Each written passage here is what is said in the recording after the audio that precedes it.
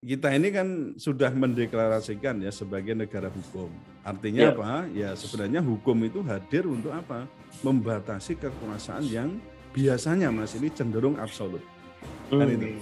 Nah, ketika kekuasaan yang dulu diatur oleh hukum itu kemudian berbalik menjadi hukum sebagai alat untuk melanggengkan kekuasaan, maka kekuasaan itu sudah mengendalikan hukum. Kekuasaan itu bisa berisi ini jabatan-jabatan ya dalam politik yang sifatnya strategis itu, dan juga di persoalan ekonomi atau pengusaha yang dalam hal ini sebenarnya hanya dikendalikan oleh segelintir orang atau kita sebut dengan oligark. Ya. Nah, dalam bahasa kasarnya ya namanya peng-peng tadi. Peng-peng ya. Penguasa dan pengusaha itu. Ya.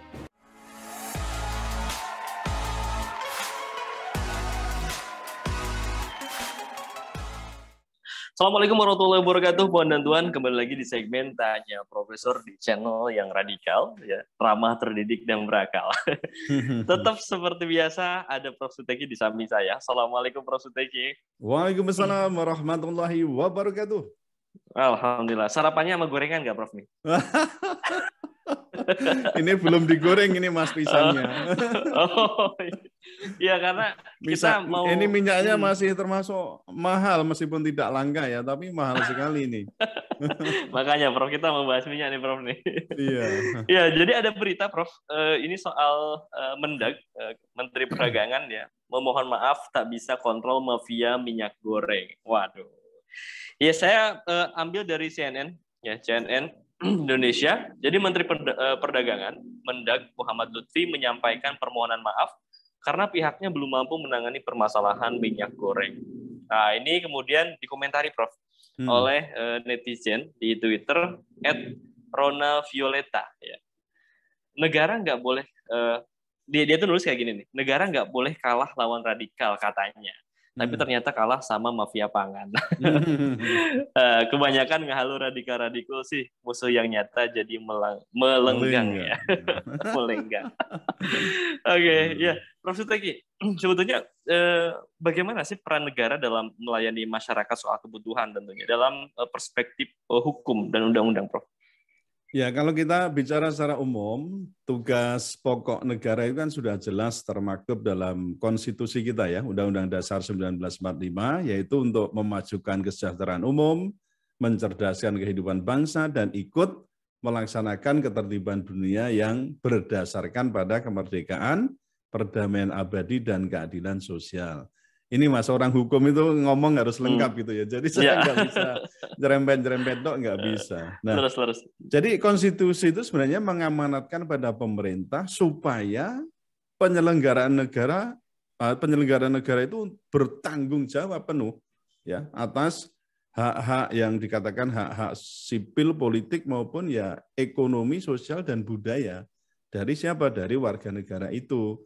Nah, dari segi internasional kita kan sudah juga meratifikasi namanya ini Mas ICCSCR ya itu namanya ya. Apa tuh, Bro? Atau International Covenant on Economic, Social and Cultural Rights atau kita sebut dengan ECOSOC itu loh ya, ECOSOC itu. Jadi Covenant internasional tentang hak-hak ekonomi, sosial, dan budaya. Nah, dengan kita meratifikasi itu ya berarti apa? Hak-hak ekonomi itu menjadi hak asasi yang harus ditanggung oleh negara, dalam arti nanti akan persoalan perlindungan, pemajuan itu harus dipenuhi oleh negara itu. Nah, di pasal 28I itu juga disebutkan, terutama di ayat 4 itu, bahwa perlindungan, pemajuan, dan penegakan dan pemenuhan hak asasi manusia adalah tanggung jawab negara, terutama pemerintah. Berarti apa? Ya, dalam hal ini pemerintah itu bertanggung jawab untuk apa? Untuk, kalau HAM itu kan satu, untuk menghormati, dua, untuk memenuhi, yang ketiga untuk melindungi, kan itu. Nah, dalam konteks hak atas pangan, negara juga dibebani kewajiban untuk memenuhinya sebagaimana hak asasi manusia lainnya.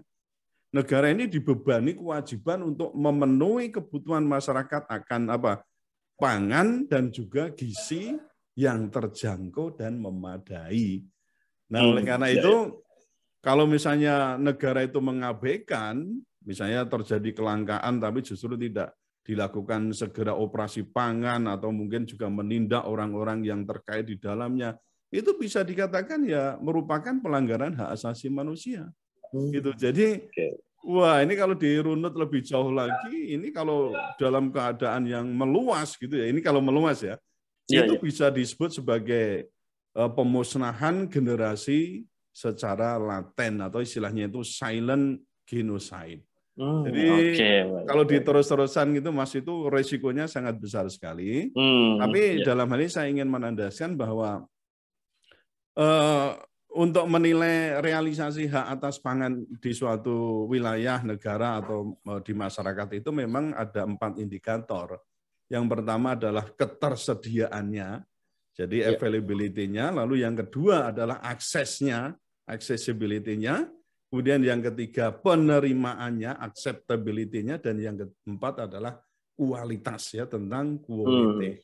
Nah, termasuk dalam hal pemenuhan sembako, yang sekarang ini taruhlah soal minyak goreng ini, itu menjadi kewajiban negara untuk keempat hal tersebut.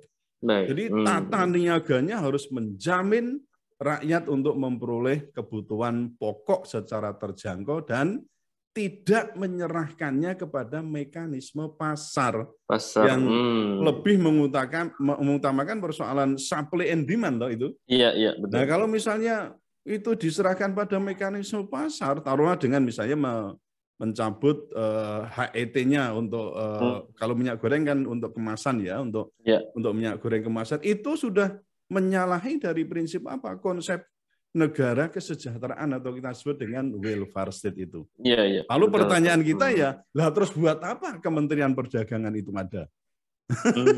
Kan itu tidak ada gunanya itu kalau nggak bisa. Terlebih sekarang itu nggak cuma head-nya Prof, tapi DMO, DPO-nya juga cabut tuh. Iya betul, jadi, ya betul, ya termasuk itu. Ya. Tapi yang paling mengimbas itu kan persoalan pencabutan HET untuk minyak dalam minyak goreng dalam kemasan itu. Benar, Prof. Ya, Prof, balik lagi ke berita yang tadi saya kutip, Prof. Di berita itu kan dinyatakan Pak Mendag ini menduga kelangkaan minyak goreng itu salah satunya disebabkan oleh mafia dan spekulan yang mengambil keuntungan, sehingga berbagai kebijakan yang telah ia buat pun tidak efektif. Apakah bisa dinyatakan negara ini kalah dengan mafia, Prof? Atau kalau misalkan pertanyaannya saya lanjutkan, apakah ada instrumen hukum untuk mengatasi mafia atau penimbun dan yang lainnya ini, Prof? Iya. Fenomena mafia dan spekulan itu memang menjadi penyakit tersendiri dalam tatanan apapun. Belum lama ini kan kita juga dihebohkan oleh mafia dan spekulan tanah ya.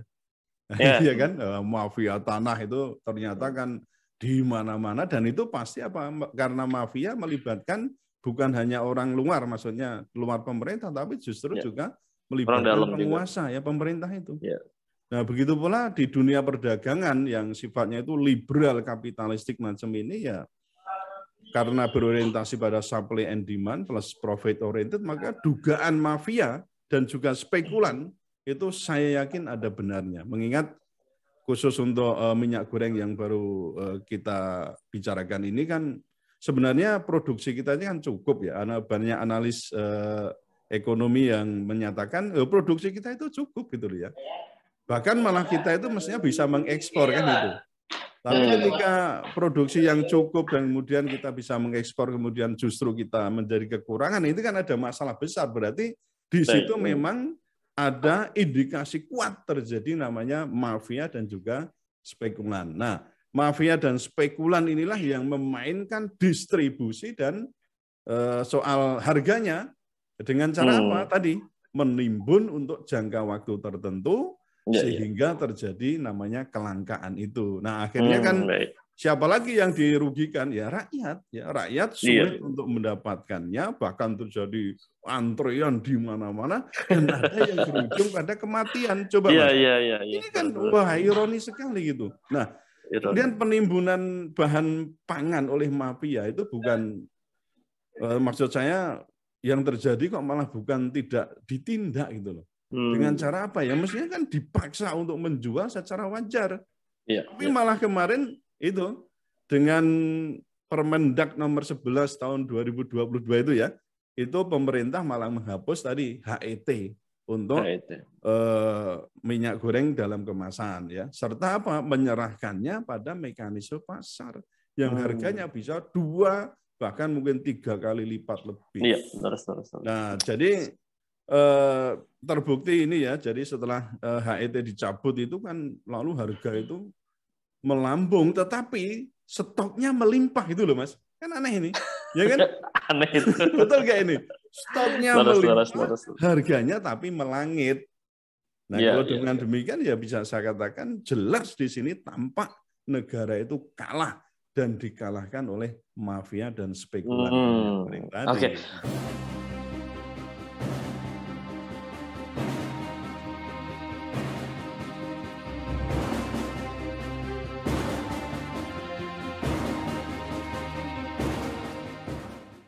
Prof. Suteki, kalau dalam konteks ini, Prof.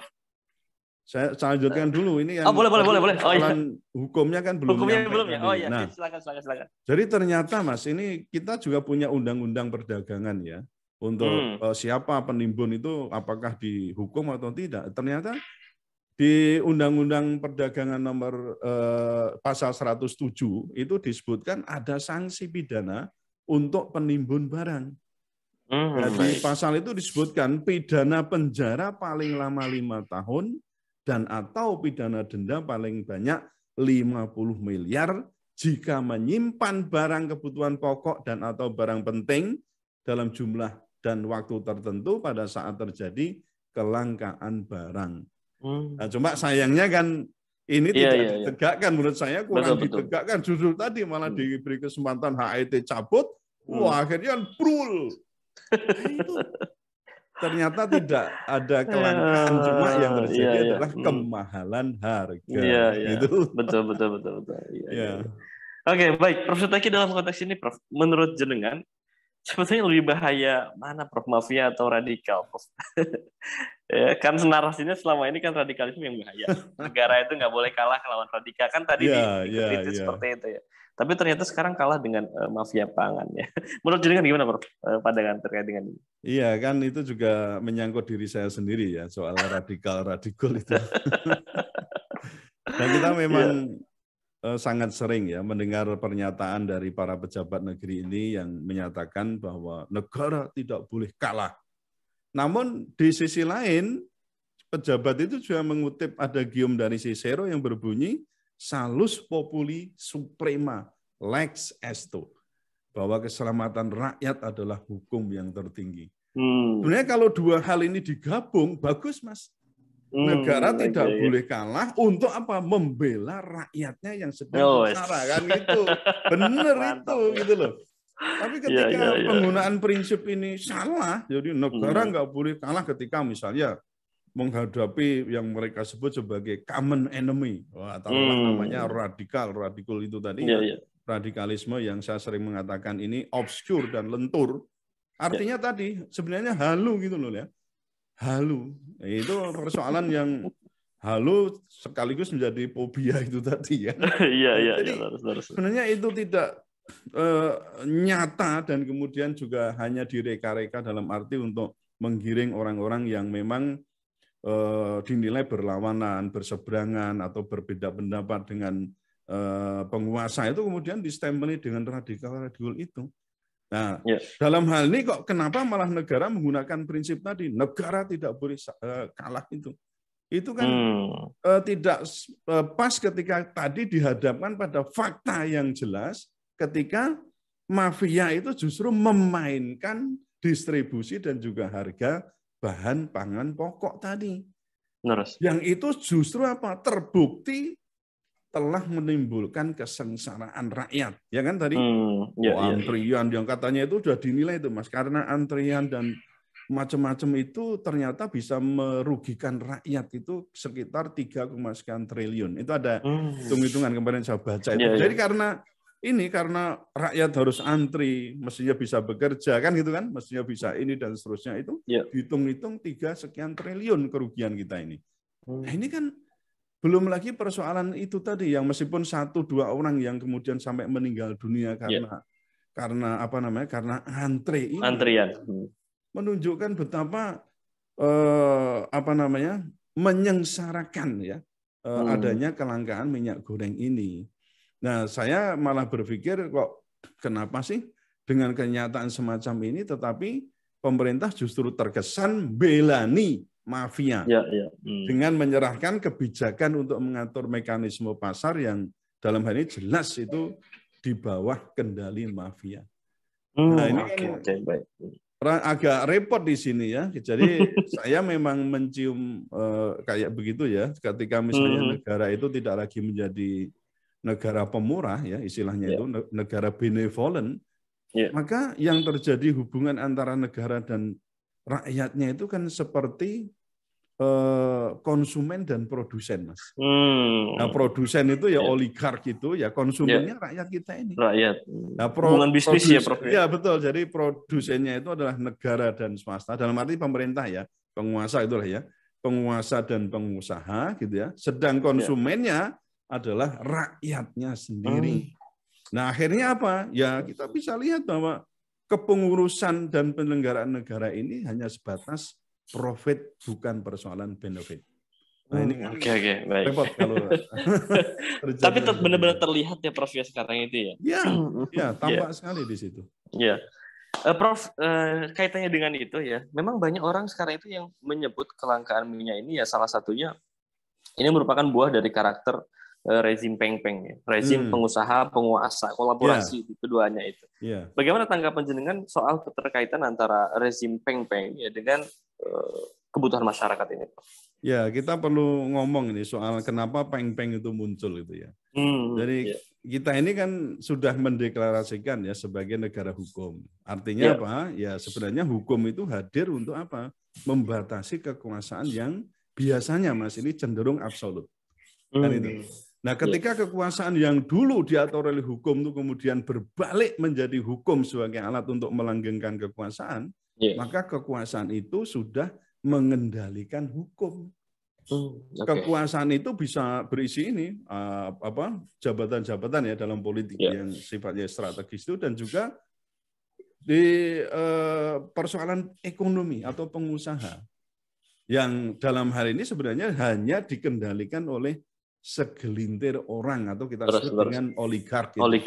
Nah, dalam bahasa kasarnya ya namanya peng-peng tadi. Jadi penguasa dan pengusaha itu. Nah, ketika oligark peng-peng itu mengendalikan negeri, sebenarnya kita sudah tidak lagi berada dalam sistem demokrasi, Mas. Tapi kita sebenarnya sudah berada, ini menurut Ian Dulles itu ya, berada di dalam sistem yang namanya oklokrasi. Yaitu apa? Sistem negara yang sebenarnya di situ sudah dikendalikan oleh sekelompok orang tertentu. Yang ini itu punya karakter ya, sekelompok orang tertentu itu karakter bebas, tapi sebenarnya pemilik negara ini yang biasa kita sebut dengan namanya bankir ya, bankir ini. Bankir ini kan meskipun tidak begitu kelihatan, tapi dia akan menyelusup dalam sistem pemerintahan ya, dalam pengendalian negara itu.